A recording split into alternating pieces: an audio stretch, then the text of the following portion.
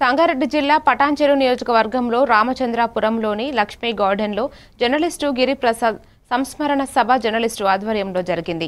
ఈ కార్యక్రమానికి పలువురు రాజకీయ నాయకులు, అధికారులు, నియోజకవర్గ స్థాయి జర్నలిస్టులు హాజరయ్యారు। ఎమ్మెల్యే సి అంజిరెడ్డి మాట్లాడుతూ గిరిప్రసాద్తో నాకు 20 ఏళ్ల అనుబంధం ఉన్నదని, తను ఎప్పుడూ ఏ బాధ ఉన్నా తన ముఖంలో కనిపించకుండా చిరునవ్వుతో పలకరించేవాడని, జర్నలిస్టు వృత్తిలో అలాంటి వారు అరుదుగా ఉంటారని అన్నారు। ఈ కార్యక్రమంలో Adarsh Reddy, Thonta Anjaiah, temple chairman Sudhakar Yadav, Shashidhar Reddy, Narasimha Reddy, Meharaj Khan, senior పాత్రికేయులు సుధాకర్ ఖాన్ తదితరులు పాల్గొన్నారు। సిపిఎం పార్టీ జర్నలిస్టులందరూ పూలు వేసి అందరూ కూర్చోండి దయచేసి।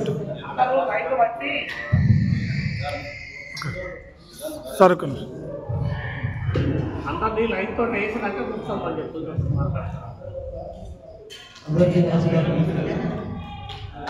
ఇవాళ పిసుపాటి గిరిప్రసాద్ గారు ఇంత తొందరగా వారి యొక్క సంస్మరణ సభ చేయాల్సి వస్తుందని చెప్పి నేనైతే ఎప్పుడు ఊహించుకోలేదు।